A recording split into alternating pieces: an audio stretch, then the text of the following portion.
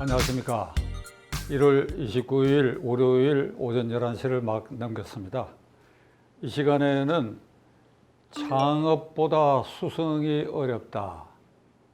이 말은 중국 4천년 역사, 중국 4천년의 왕조사에 있어서 많은 왕조가 창업이 됐다 소멸되고 창업이 됐다 소멸되는 것이 거듭됐는데, 중국 4천년 역사에 중국 전국 단위의 왕조 또는 상당 부분 중국의 부분을 차지한 왕조, 예를 들면 삼국지에 나오는 세 나라 등을 포함해 가지고 이게 청나라까지 약 30개 내지 40개의 왕조가 섰다가 이렇게 멸망했다.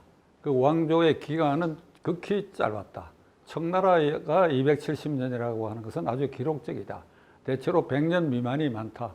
그렇기 때문에 왕조를 창업하는 것은 쉬울 수 있지만 그것을 오래 지키는 것은 어렵다. 여기서 비롯된 말인데, 우리나라는 삼국시대 이래의 고려, 조선, 고려시대가 약 470년, 조선왕국이 518년, 아주 비교적 근 왕조가 지속됐지요. 그런데 이 말이 공화정 아래, 오늘날 대한민국의 5년 임기로 이렇게 쪼개져서 이어지는 이 공화정 아래서도 이 말의 원칙이 적용되고 있다. 창업은 쉬워도 수성은 어렵다. 지키는 것은 어렵다. 대통령은 여러 힘든 과정을 거쳐 우여곡절 끝에 일단 대통령이 됐지만은 그 5년 임기를 성공적으로 끝내기는 어렵다. 이게 중국의 원칙, 그리고 대한민국 공화정의 원칙이 이 원칙 면에서는 일치되는 감이 있다. 이건 대단히 유감스러운 일이지만은 그것이 현실이다. 따라서 저는 윤석열 대통령이 어떤 의미에서 보면 쉽고도 그러나 간단치 않은 어려움을 겪어 대통령이 됐다. 그럼 대통령 됐을 때 지지율이 거의 49%다. 그러면 김영삼 대통령 이래 역대 대통령들은 당선될 때의 지지율 반토막 밑으로 떨어진 상태로 다 퇴임했다. 그 중에는 10% 미만의 아주 땅바닥에 떨어진 지지율로 퇴임한 대통령도 두 사람이나 있었다. 그리고 두 사람은 사법 처리되고 구속도 됐다. 그러니까 전부가 불명예스럽게 퇴진했다. 그 말은 대통령은 어찌어찌하여 어떤 의미에서 쉽게 되었으나 그러나 그 대통령 자리를 빛나게 지키는 것은 모두가 실패했다. 그래서 창업보다 수성은 어렵다. 윤석열 대통령은 어떤 길을 갈 것인가? 이게 40 총선거를 앞두고 거의 취임한 지 1년 5개월이 되어가는 이런 시점입니다. 지금 윤 대통령의 지지율은 당선될 때의 득표율에 훨씬 미치지 못합니다. 저는 일반적인 여론조사를 믿지 않는 사람이지만 그러나 그 흐름은 믿는데 지금 30대 초반에 맴돌고 있는 이런 가운데 40 총선거를 맞이하게 됐다. 여기서 지게 되면, 과반수 획득이 불가능하게 되면 그도 예외 없이 수성에 실패한 대통령으로 기록될지도 모른다. 그럼 지금 윤 대통령으로서는 위기 상황이다. 그러면 이 위기를 어떻게 극복해야 할 것인가? 초심으로 돌아가야 된다. 대통령 당선 시점, 그 시점의 마음먹기와 자세로 돌아가야 된다. 초심으로 돌아가야 된다.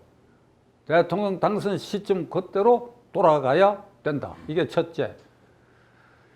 둘째로는 대통령이 수성에 성공하고 그리고 명예롭게 퇴진하는데 결정적 존재가 대통령 부인이다. 지금은 김건희 여사다. 이 김건희 여사가 이승만 대통령 이래의 역대 대통령들의 영부인들이 어떻게 은둔했으며 그중에 특별하게 유경수 여사가 대외 활동을 확실히 하고도 인기를 얻었는데 이런 걸 참고를 해가지고 유경수 여사의 스타일을 탐구를 하든지 아니면 철저하게 은둔하든지 하는 그런 선택을 해서 이 이후에 대통령이 남편에게 부담 주는 일이 절대 있어서는 아니 된다. 이 두 가지를 말씀드리려고 합니다. 창업보다는 수성이 어렵다. 윤석열 대통령이 명예롭게 퇴진하기 위해서는 지금 이것이 고비다. 그러면 대통령 당선될 때의 그 초심으로 돌아가야 된다. 둘째로 대통령 부인 김건희 여사는 남편에게 부담 주는 일이 이 이후에 직접 간접 어떤 행동든지 간에 발생해서는 아니 된다. 이 두 가지에 대해서 말씀드리고 여러분의 의견을 듣고자 합니다. 대통령 당선되기 전에 검사, 검찰총장, 중앙지검장 윤석열은 승부사고 정의와 공정의 사도였으며 어떠한 불법과 거악에도 맞서는 사람이었다. 박근혜 대통령 시절에 국정원 댓글 사건 수사를 하다가 좌천을 당해가지고 지방을 떠돌게 되었습니다. 이런 경우 제가 많이 경험한 일인데 이거 사표 내고 그만둘 만한 상황인데 본인이 꿋꿋이 그걸 참아냈습니다. 중앙지검장이 되고 검찰총장이 되는 그 과정을 통해서 조국 일가 수사를 해서 이른바 강남 좌파의 본색을 만천하에 그 악을 드러내게 했고, 현재 살아있는 대통령, 울산시장 부정선거 사건, 월선 원전 1호기 경제성 조작 사건을 수사해서 기소하게 하고, 그런 과정에서 징계도 당하고 업무 정지도 당했지만은 국정감사장에 나와가 나는 조직에 충성하지 사람에 충성하지 않는다 하는 그 아주 명언 때문에 윤석열은 대통령 감이다. 그래야 대통령이 되면 부정부패 일소 공정 정의 법치의 가치를 높이 세울 것이다. 대통령직에 도전했습니다. 이준석 대표가 분명히 말씀드리지만 터무니없는 이유를 들어가지고 3번이나 가출하고, 이건 역사적으로 엄중한 심판을 받아야 돼요. 그런데 그걸 꾹 참고 야밤에 울산까지 가서 거의 아들 버린 그를 이렇게 안고 데려오는 그 속이 얼마나 속이 탔을까. 근데 그걸 꾹 참고 그런 포로용력을 보여야 돼. 안철수와의 단일화는 안철수 후보가 그 당시 절대로 단일화에 응하지 않을 사람이었다 하는 것이 그 틀림없는 일입니다. 제야의 후보 단일화 추천위원회가 노력도 하고 했지만 결국은 윤석열 대통령이 그를 끌어안았어. 그래가 대통령이 됐어. 그 대통령이 된 순간에 그의 이미지는 공정, 정의, 법치, 돌파, 포용력, 그래야 믿음직하다. 그래서 도어 스태핑을 했는데 요건 실패해서 이렇게 제쳐두고, 기자회견 약속을 안 지키기 시작하면서부터 그도 어쩔 수 없이 대통령이라는 자리에서 오는 여러 가지 제약과 그리고 날이 갈수록 쌓여지는 그 기득권에 안주하기 시작했다. 대표적인 것이 작년 3월 국민의힘당 전당대회에 김기현 대표를 무리하게, 사투리로 쓰면 무작하게 당선시키기 위해서 누구누구를 끌어안쳤다. 이거 누구 눈에도 보이는 일이었어요. 그리고 안철수 의원에 대해서 거의 공개적으로 국민의 공적이라든지 이런 말을 토해내버리고 말이에요. 그 이후에 그는 독선적이다, 일방적이다, 검찰 인사로 도배질을 했다 하는 것, 그것은 모함입니다. 저는 이 방송을 통해 누누이 얘기를 했습니다. 그러나 그런 인상을 주도록 한 그런 인사, 이런 것도 결국은 어떤 의미에서 보면 그가 대통령직에 쏠려 있는 그 기득권을 지키기 위한 행태로 일반인들에게 비춰졌다. 그런 사이에 민주당이 장악한 국회의 모든 것이 가로막히게 됐다. 그러니까 이런 가운데서도 그는 대한민국이 수립될 수 있고 6.25 전쟁에서 이길 수 있고 한 것이 한미동맹이 기본이다. 그러니까 한미동맹을 종전대로 복원한다. 한미일 협력체제도 강화한다. 그러니까 친중 친북으로 기울었던 대한민국의 가치와 정반대되는 앞의 정권의 일을 과감하게 그렇게 이루어냈다. 그리고 대한민국에서 가장 강력한 제야 세력 민노총에 정면 대결을 해갖고 그들을 제압했다. 그 다음에 건설 노조들의 폭력적 행위도 제압을 했다.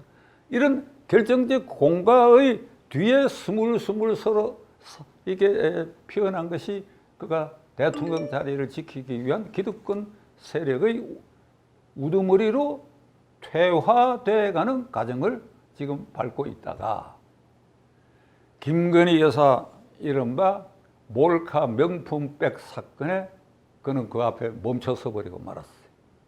이거 아무것도 아닌 일입니다. 그런데 거기에 멈춰서 버렸어요. 연두기자회견을 기피한 것도 그것 때문이다. 기자회견장에서 그 질문이 나오면 내가 어떻게 하느냐. 만일 많은 사람들의 추정, 저도 그렇게 추정하는데 대로 연두기자회견을 김건희 여사 때문에 그것에 대답하기가 어렵다. 비서실과 윤핵관들이 말한 대로 김건희 여사는 몰카에 철저한 피해자다. 피해자다. 피해자가 무슨 얘기를 할 필요가 있느냐. 가해자를 매제를 해야지. 그 뒤에 대통령이 같은 입장에 서버리고 말았다. 이것은 공정, 정의, 법치, 돌파, 조직에 사람에 충성하지 않는 그 강기 그리고 포용력으로 상징되는 윤석열 다움이 지금 사라져가는 순간에 와 있다. 사라져가는 순간에 와 있다. 지지율을 봐라. 지지율. 아까 모두에 저는 이 숫자 안 믿는다고 했습니다. 그러나 추세란 게 있어. 그중에 한두 개 비교적 믿을 만한 조사가 있는데 그걸 떠나서도 시중 여론에 이런 추세가 있어. 그 윤석열 대통령다움, 윤석열스러움은 서서히 소멸해 가고 있다. 그게 김건희 여사 앞에서 멈췄었다. 여기까지 얘기를 하고 나니까 제가 한숨을 돌려야 된다는 심경에 도달하는군요. 답답합니다. 윤석열스러움을 회복해야 돼. 회복해야 돼. 초심으로 돌아가야 돼. 모든 것을 정면 돌파해야 돼. 무슨 놈의 부끄러움이 있느냐 이 말이야. 그게 윤석열이야. 그렇게 해야 된다. 김건희 여사에 대해서 참 민망한 얘기지만은 아침에 이 자리에 앉을 때까지 제가 집에서 오는 사이에 이걸 공개적으로 꼭 해야 하나 사실은 망설였지만은 해야 하겠습니다. 김건희 여사는 모두에 말씀드린 것처럼 남편 윤 대통령에게 부담되어서는 아니든 남편을 편안하게 해줘야 된다. 그 몰카 사건도 남편을 편안하게 해주기 위해서는 어떻게 해야 되느냐. 남편이 편안해진다고 하는 것은 대통령이 편안해지는 것이고 대통령이 국민에게 당당해지는 길을 열어준다는 이런 뜻입니다. 그럼 김건희 여사는 내가 나이 든 사람으로 좀 외람된 얘기지만은 저 막내보다도 나이가 어린 것 같아요. 아래인 것 같아요. 그래서 이 얘기를 하는 것은 아닙니다. 제 경험에 비추어서 김건희 여사에게 건의하고자 합니다. 유경수 여사 이래의 역대 대통령 영부인들을 어떻게 청와대 생활을 영위해 왔는가 한번 탐구하시기 바랍니다. 김정숙 여사는 예외입니다. 지금 사법처리 대상이 되어 있으니까. 전부 은둔 생활을 했는데 유경수 여사만이 활발한 외부 활동한 것입니다. 활발히 했다고 해서 매일처럼 어디 다닌 건 아니죠.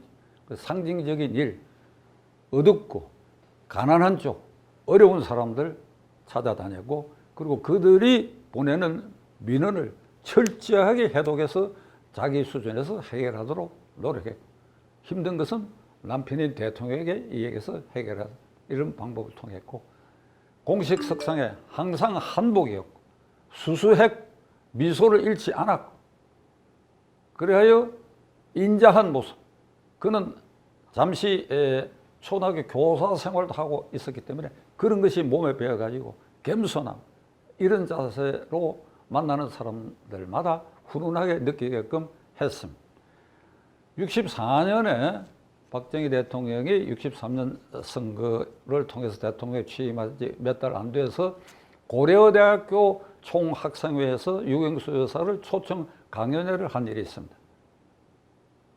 학생들이 대통령 부인을 불렀다. 지금 생각하면 아주 신기한 일인데 그 말은 뒤집으면 그만큼 대중 속에 인기가 있었다는 것을 말합니다. 그래서 본인이 청와대 생활에 대한 개략적인 이 얘기를 하고 많은 사람들이 청와대 생활이 어떤지 궁금할 거 아닙니까? 저도 궁금했던 사람이에요. 그걸 이 얘기를 하고 난 다음에 질문을 받는 순간에 이런 질문이 있었는데 맨 마지막 질문이 한 학생이 이런 질문을 했어. 사모님은 남편하고 부부싸움 안 하십니까? 이랬더니 1, 2초 간격을 두고 난 다음에 학생들이 폭소를 터뜨렸어. 그 다음에 잠시 긴장을 했어. 유경사가 뭐라고 대답하는지 그는 이렇게 대답했어. 부부싸움 하지 않는 부부가 어디 있나요? 그 학생들도 귀를 쫑긋댔어. 저희들도 부부싸움 합니다. 다시 귀를 쫑긋댔어. 그런데 우리의 부부싸움은 6박 전이에요. 한 1, 2초 간격을 두고 학생들이 알아차리고 폭소가 터졌어. 6박 전. 자신이 유경수, 남편이 박정희, 그러니까 6박 전이다. 아주 열렬한 박수를 받고 퇴장을 했어. 다음날 신문 정치면에 이게 이런 기사가 다 올랐어. 이게 남편의 지지율도 올리고 국민의 가슴에 훈훈한 걸 심어줬. 그는 74년 8.15 조총련계의 문세광에서 피살될 때까지 이런 자세를 유지했고, 그리고 박 대통령에 대해서 못마땅했던 사람들도 유경사 앞에 가면, 유경사를 생각하면 그의 훈훈한 것에 대해서 모두가 감화를 받는. 지금 이 말씀을 드린 저는 유경수 여사를 공식 석상에서 2번 악수한 일이 있습니다. 지금 국립묘지에 앉아해 계신데 이 말을 하는 저는 지금 정말 안타까움을 금할 수가 없습니다. 김건희 여사가 구체적으로 참고해야 할, 지금 유 여사의 행적은 포괄적으로 말씀드립니다만은 딱 한 사례를 끄집어낼 테니까 김건희 여사 참고하시기 바랍니다. 68년 8월에 대통령 부부는 말레이시아와 태국 순방길에 올랐습니다. 8월이니까 여기도 덥고 거기도 더웠어요. 이 양반이 이제 더위에 약한 분인데 이제 한복으로 늘 공식 만찬 석상덕에 나기 때문에 한복을 입고 갔는데, 한복을 입게 되면 발바닥까지 치렁치렁 하니까 약간 굽 높은 구두를 신고 준비해 갔어. 그래가 말레이시아에 3일인가 행사 끝내고 태국에 가서는 드디어 그 구두가 발에 맞지 않아가. 요즘은 기성화도 발에 맞는 게 많은데 그때만 하더라도 이게 아마 양화되면서 맞춰지는 것 같아. 발이 완전히 부러져버렸어. 이게 신기도 어렵게 됐어. 그래서 부속실의 여성 비서관이 이게 내일 행사를 위해서 저녁 때에 호텔 방에서 찬물에 발을 담그게 해갖고 30분 식혀도 여전히 그 부기가 빠지지 않아요. 그래서 그 여성 비서관이 사모님, 여기 백화점에 가서 좀 말랑말랑한 신발 제가 사오면 어떻겠습니까? 이렇게 말했습니다. 김 여사 잘 들으세요. 당신 지금 뭐라 그랬어? 백화점에 가서 신발 사온다고? 그게 알려져 봐. 무슨 괴담과 무슨 소문이 어떻게 날는지. 너 당신 그런 거 계산해 봤어? 무슨 소리를 하는 거야? 발이 아파도 그대로 하는 거예요. 이겁니다. 이게 유경수 여사입니다. 그는 민심을 꿰뚫어 보는 사람입니다. 얼마 전에 김 여사 대통령 부부가 발트의 3국 어느 나라 방문해가지고 그 나라의 명품 거리에 가가지고 어떤 그 명품 가게를 들어갔던 일이 있는데, 대통령실 해명은 그를 지나가는데 그 가게의 지배인이 안내해서 들어갔다. 그 국민들이 그런 해명을 믿겠습니까?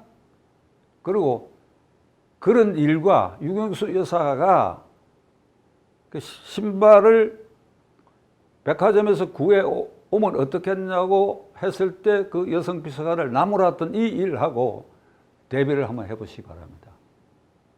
더 이상 설명은 가하지 않겠습니다. 자, 결론을 내리겠습니다. 공화정 아래서도 대통령이 되고 난 다음에 높은 지지율로 그러나 이것을 유지하고 명예롭게 퇴진한다. 이건 대단히 어려운 일. 창업보다 수성이 윤 대통령 승부사 기질, 직정 경행, 법치 공정, 돌파력, 사람에 충성하지 않는 이런 기계, 그리고 대통령 선거에서 보인 포용력, 이게 대통령 된 이후에 점차 쇠매져 가고 부인 앞에서 모든 것이 정지하는 상태가 왔다. 초심으로 돌아가야 된다. 김건희 여사, 유경수 여사를 한번 탐구해봐라. 이상입니다.